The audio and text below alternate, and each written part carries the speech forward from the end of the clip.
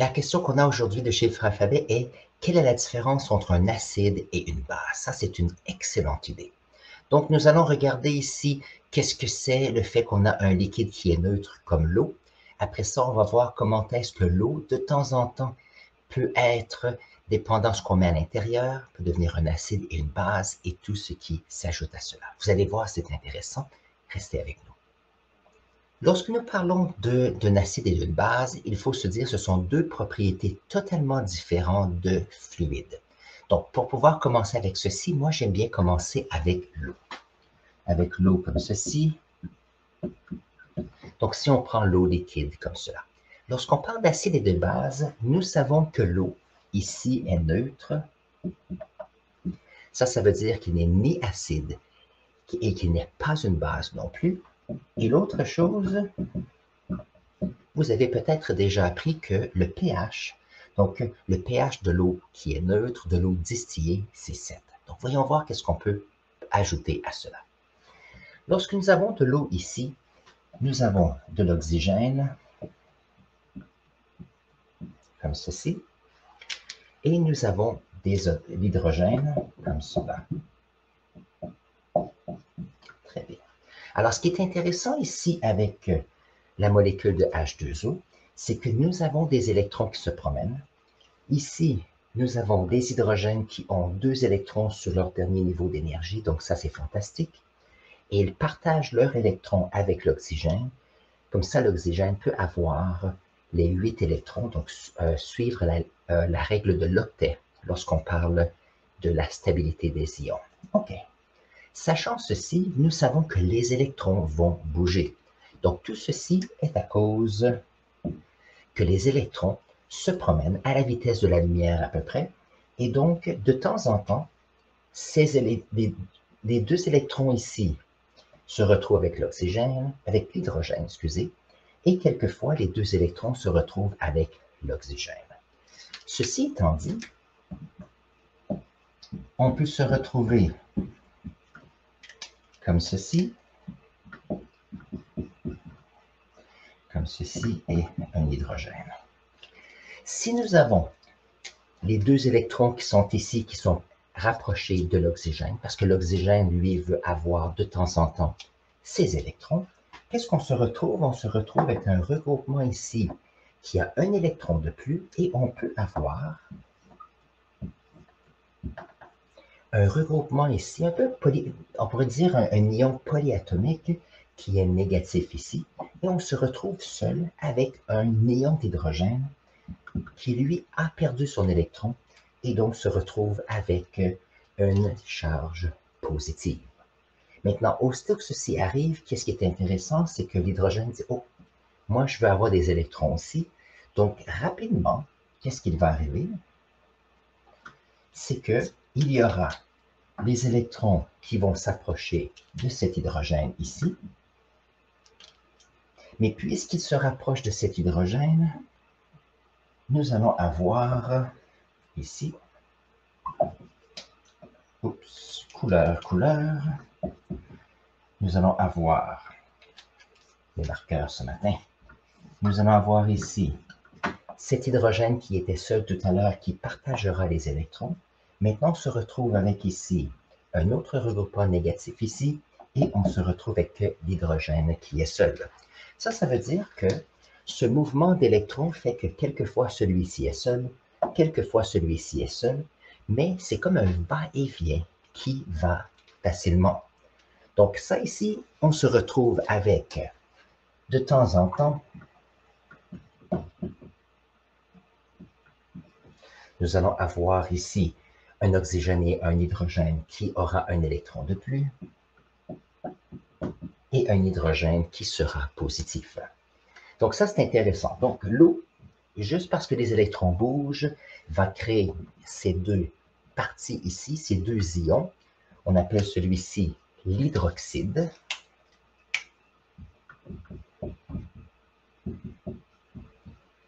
Et celui-ci, bien sûr, c'est l'hydrogène. Très bien. Un ion d'hydroxyde, un ion d'hydrogène. Mais aussitôt que ceci est fait, on peut voir qu'on a le négatif et le positif. Ça veut dire que ici, les deux vont se regrouper ensemble et vont reformer l'eau. Donc, on a donc ici une équation. On a ici des molécules d'eau qui sont stables, mais à cause des électrons, ils vont se diviser, mais vont se rapporter. Et donc, il y a un va-et-vient qui est toujours continu. Donc, la question qu'on a ici, et maintenant je peux effacer la partie du bas parce qu'on comprend d'où vient ceci. Très bien. Maintenant, ce qui est intéressant, donc ici, à la base de la théorie des acides et des bases, si nous avons un composé qui contient un ion d'hydroxyde, par exemple, un hydroxyde de sodium,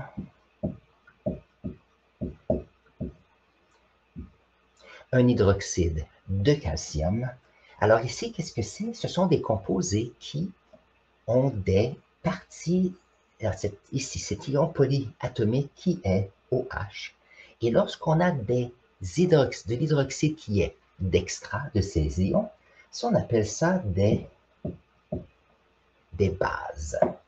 Donc ici, l'hydroxyde de sodium ou l'hydroxyde de calcium, ce sont toutes les deux des bases parce qu'ils contiennent de l'hydroxyde. Mais l'idée ici, c'est qu'on a un ion polyatomique qui est négatif ici. Ça veut dire qu'il va essayer d'attirer quoi? Il va attirer tout ce qui est positif dans l'environnement. Donc, attire les positifs comme cela. Très bien. Maintenant, de l'autre côté, on a de l'hydrogène. S'il arrive qu'on a des composés qui contiennent possiblement des ions d'hydrogène supplémentaires, nous avons par exemple de l'acide chlorhydrique avec hydrogène et le chlore. On a ici de l'acide fluorique avec l'hydrogène et le fluor. On a même ici H2SO4 qui est aussi un acide, c'est l'acide sulfurique. Maintenant, lorsqu'on met des ions comme ceci dans de l'eau, qu'est-ce qui arrive? C'est que, alors, de l'eau, comme ceci, liquide, plus HCl, qu'est-ce qu'on obtient? On obtient du HCl qui est aqueux. Donc, pour ceux qui font des sciences, lorsque c'est aqueux, ça veut dire que l'acide chlorhydrique ici est dissous dans l'eau. Et ça, qu'est-ce que ça va donner? Ça va donner des ions H+, et Cl-. Maintenant, ce qui est intéressant, si on regarde ici, ça va produire des ions d'hydrogène. Oh, on a des ions d'hydrogène ici. Ça, c'est ce qu'on appelle des acides. Est-ce qu'on peut voir le mot en bas? Oui. J'aurais besoin d'un plus grand tableau. Alors, un acide, qu'est-ce que c'est?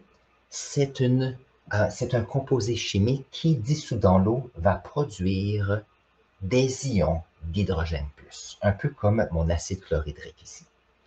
Lorsqu'on a des composés chimiques qui, lorsqu'ils sont dans l'eau, vont produire de l'hydroxyde, je vais montrer un exemple. Donc, si nous avons NaOH qui est aqueux comme cela, nous allons avoir des ions positifs de sodium.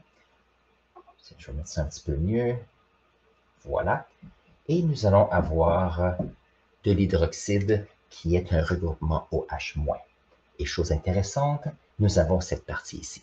Alors, la raison pourquoi que je veux montrer que c'est relié à l'eau, c'est que c'est intéressant de voir comment est-ce qu'il y a des analogies entre les deux. Alors, si nous avons de l'eau qui produit un ion polyatomique d'hydroxyde et un ion d'hydrogène positif, ceci est neutre parce qu'il y a le même nombre des deux et ça va redevenir de l'eau. Donc ça ici, c'est neutre. Par contre, si dans l'eau, nous ajoutons un acide, qu'est-ce qui va arriver? C'est que l'eau va se diviser comme ceci, mais en ajoutant de l'acide, nous allons ajouter de plus en plus d'ions ici. Donc, imaginez si nous ajoutons de l'acide chlorhydrique. HCl comme cela qui devient aqueux. Nous allons produire avec l'eau, où il y aura un peu d'hydroxyde ici. Il y aura il y aura ici 2 ions d'hydrogène et il y aura ici un ion de chlore.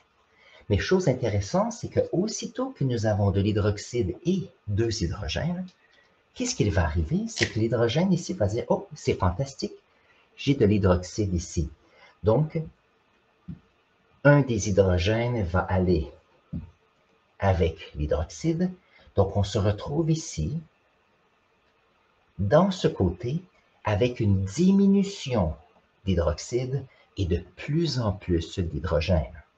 Chose intéressante, plus il y a de l'hydrogène, plus on se retrouve avec des acides. Inversement, si on était pour ajouter un hydroxyde à l'eau, je peux bien faire l'exemple.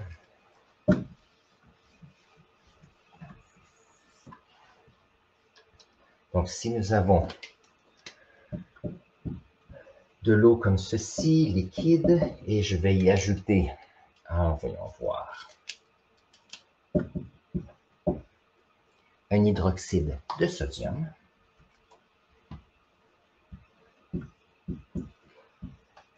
Alors ici, qu'est-ce qu'il va arriver? C'est que théoriquement, si c'est seulement de l'eau, nous avons un ion polyatomique d'hydroxyde et d'hydrogène comme cela.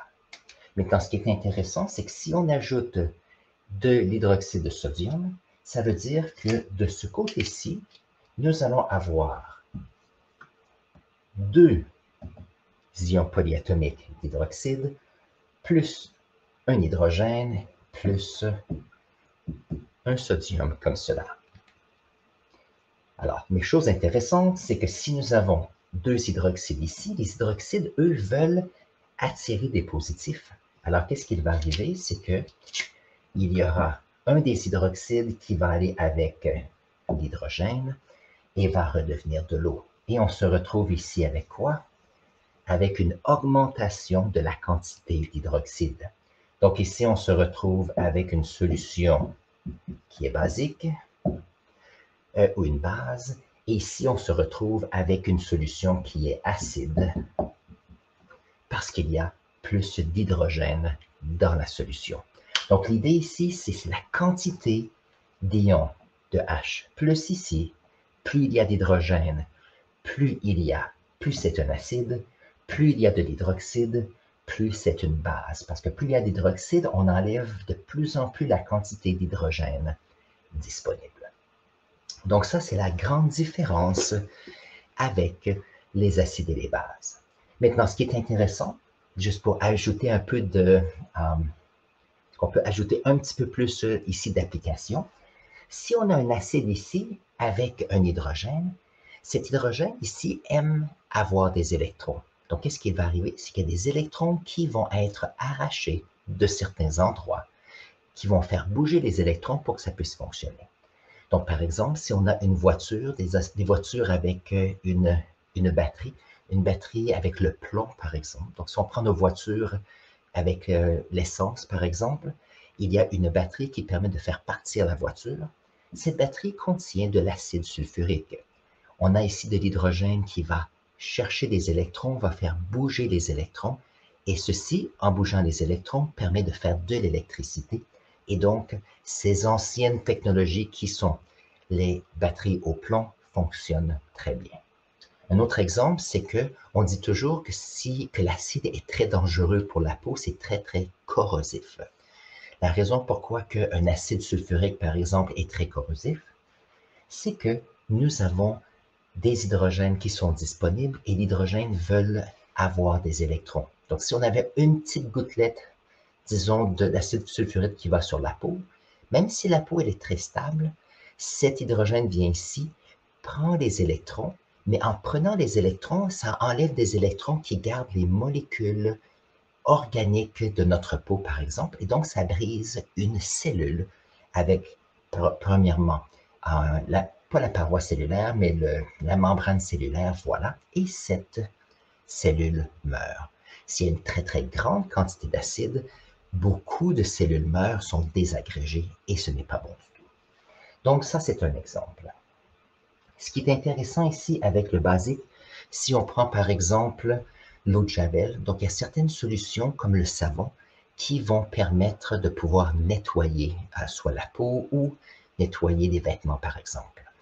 Donc ici, qu'est-ce qui se passe? On a des ions polyatomiques d'hydroxyde et ici, cet ion a des électrons d'extra, donc est prêt à aller chercher des ions positifs pour venir s'ajouter ici. Alors, ce qui est intéressant, c'est que une propriété des bases, c'est que si on les touche, c'est très, très visqueux. Donc, si vous prenez un savon, par exemple, et le mettez avec vos doigts, c'est très glissant. Ça, c'est une des propriétés des bases. Maintenant, vous avez peut-être déjà vu, on a des taches des fois sur les vêtements, des taches basées sur, je ne sais pas, quelque chose qu'on a mangé. On prend ces petits bâtonnets et on va par-dessus cette tache et la tache disparaît. Ça, c'est intéressant. La raison pour cela, c'est qu'on ajoute une matière qui est basée et cette matière ici va prendre une longue molécule. Donc, disons que moi, j'ai une molécule comme ceci. Disons que j'ai mangé une sauce tomate et j'ai une molécule de sauce tomate sur mon chandail ou sur mon vêtement. Qu'est-ce que l'hydroxyde va faire? C'est que l'hydroxyde va aller chercher des ions positifs pour se stabiliser, mais en faisant cela, ça prend des grandes molécules et ça les brise en plus petites. Donc, initialement, j'avais une molécule de tomate qui était rouge, mais lorsqu'on prend cette longue molécule organique et qu'on la brise en plus petites, on se retrouve avec des molécules qui sont incolores. Ça veut dire que la tache disparaît. Ça ne veut pas dire que le vêtement est propre, ça veut dire que le vêtement n'a plus ces longues chaînes de matière organique qui a de la couleur.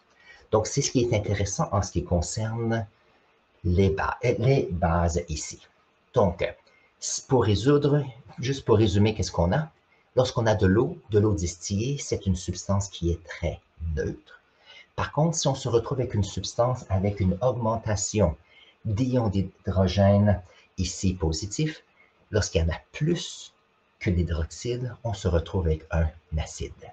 De la même façon, si on a une solution qui a une base, les bases dans la solution vont enlever les hydrogènes et donc on se retrouve avec de moins en moins d'hydrogène et donc une base. Ça, c'est la grande différence entre les deux. Et ce que je vais faire, je vais même ajouter, je vais prendre 3 minutes et je vais expliquer cette échelle ici de pH. L'échelle de pH est toujours intéressant parce que ça nous permet de pouvoir expliquer ce qui se passe. Donc, donnez-moi un instant, j'efface le tableau et on parle de pH pendant quelques instants. Donc, lorsqu'on parle de pH, on a un petit P et H. Le H ici représente un peu l'hydrogène. C'est le symbole de cet ion positif qui est H+, lorsqu'on parle d'acide et de base. Nous avons aussi que si on a de l'eau, cette eau, lorsqu'elle est neutre, avec le déplacement des électrons, et ça j'ai montré ça au début de la vidéo, on se retrouve momentanément avec ici un ion polyatomique d'hydroxyde et on a un ion d'hydrogène. Mais aussitôt que c'est comme ceci, les deux se ragencent ensemble et ça redevient au début. Ce qu'on a remarqué, et ça c'est pas un nombre absolu, mais ça nous donne une bonne idée, c'est que le nombre ici d'H2O qui va se diviser ici, c'est 1 sur à peu près 10 millions. Donc, c'est ce qu'on a remarqué. Maintenant, 1 sur 10 millions, qu'est-ce que c'est? C'est 1 sur 10 exposant quoi? 1, 2, 3, 4, 5, 6, 7. Exposant 7 comme cela. Ça veut dire que si nous avons un verre d'eau distillé, on a de l'eau. Mais il y a 1 sur 10 millions de ces molécules qui seront transformées en ces ions momentanément et reviennent à l'eau. C'est pour ça que l'ensemble, c'est toujours de l'eau. Mais chose intéressante, si c'est 1 sur 10 millions, nous avons ici en forme exponentielle, et ici, ça nous donne cette idée de pH. Ça veut dire que si on prend la molécule d'eau et qu'on a ces deux-ci, on a la production d'hydrogène plus. La proportion d'hydrogène est quoi? Est 1 sur 10 exposant 7, qui nous donne un pH de 7 qui est un pH neutre. Donc ça, c'est cette idée du pH neutre que nous avions tout à l'heure ici. Mais que se passe-t-il lorsque nous avons un pH qui devient de plus en plus acide? Donc si on a une solution qui devient acide, ça veut dire que nous avons ici le nombre d'hydrogène ou d'ions d'hydrogène qui augmente. Donc, au lieu d'avoir un ion d'hydrogène sur 10 millions, nous pouvons avoir, par exemple, un ion d'hydrogène par, je ne sais pas, prenons 10 000. 10 000 molécules. Ça veut dire sur les 10 000 molécules d'eau, on en a une sur 10 000 ici. Donc, on peut voir que ici à là, il y a 1000 fois plus d'ions d'hydrogène. Si on regarde encore notre idée d'exposant, ça fait 1 sur 10 exposants. 1, 2, 3, 4. 4 comme cela. Ça veut dire qu'on se retrouve avec une solution acide qui aura un pH qui sera égal à 4. Donc, lorsque le pH a un nombre qui devient de plus en plus petit, ça veut dire qu'on a de plus en plus d'hydrogène. Ça veut dire qu'on a une solution qui est de plus en plus acide. De la même façon que si on a un pH de 1, donc si on a de l'acide chlorhydrique, ça veut dire qu'il y a une molécule sur 10 qui va nous donner des ions d'hydrogène. Et donc, ça veut dire que c'est très, très, très acide et ça devient dangereux. Voilà. Donc ça, c'est si on a des solutions acides. Continuons ici. Qu'est-ce qui arriverait? Changeons de couleur. On va prendre du mauve cette fois-ci. Si on est dans une situation, on a vu tout à l'heure qu'il y a de plus en plus d'ions polyatomiques négatifs d'hydroxyde, on dit que ça devient une base et ça devient de plus en plus basique. De plus en plus basique parce que, qu'est-ce qui arrive? C'est que plus il y a de l'hydroxyde, plus l'hydroxyde va aller chercher l'hydrogène ici. Ça veut dire que l'augmentation d'hydroxyde fait descendre la quantité d'hydrogène. Ça veut dire que le nombre d'hydrogène, comme ceci, si nous avons de plus en plus de bases, cette base va prendre l'hydrogène. Donc, quelqu'un va dire, vous savez, j'essaie de regarder la quantité de H+ dans la solution et j'obtiens ici un ion d'hydrogène sur 10 milliards. Parce qu'il y a de très, très, très, très peu d'hydrogène et la cause de cela, c'est qu'il y a des bases qui vont enlever l'hydrogène de la solution. Si on regarde nos exposants, on a 1, 2, 3, 4, 5, 6, 7, 8, 9, 10. Ça veut dire que ceci, on peut le mettre sous une forme exponentielle, qui est 1 sur 10 exposant 10. Et ça ici, ça va nous donner un pH qui est égal à 10. Alors, que veut dire un pH de 10? Ça veut dire que la proportion d'hydrogène, elle est très, très petite parce que c'est 1 sur 10 milliards. Et donc, on a ici une base. Donc, si on a un pH de 7, c'est neutre. Plus il y a d'hydrogène, plus il y en a, on a un nombre et la proportion de pH qui va ici descendre. Ça veut dire que le nombre devient de plus en plus petit. Par exemple, 1 sur 10 ou 1 sur 10 000. Par contre, si on a beaucoup de bases, qu'est-ce qui arrive? C'est qu'on a enlevé ces hydrogènes qui étaient en équilibre avec l'eau et on se retrouve avec moins en moins d'hydrogène et donc le nombre de pH va augmenter. Le nombre de pH étant bien sûr l'exposant ici de 10 qui nous montre la proportion. Maintenant, ça, ce sont des nombres faciles à faire.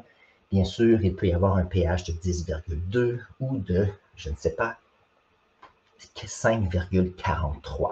Et bien sûr, c'est un travail mathématique ici relié à la chimie et ça devient intéressant. Et ça, c'est comment est-ce que le pH est relié avec comment est-ce que le pH nous aide à comprendre si c'est un acide ou une base. Excellente question ici chez le Alphabet en ce qui concerne cela. Si vous avez appris quelque chose d'intéressant aujourd'hui, n'oubliez pas de vous abonner à notre chaîne. Si vous avez des questions supplémentaires, mettez-les dans la section commentaires. Ça me fait toujours plaisir de les lire et les utiliser pour faire nos prochaines vidéos. Sur ce, prenez un instant et je vais mettre ici un lien pour une autre vidéo pour vous et on se voit dans la prochaine vidéo.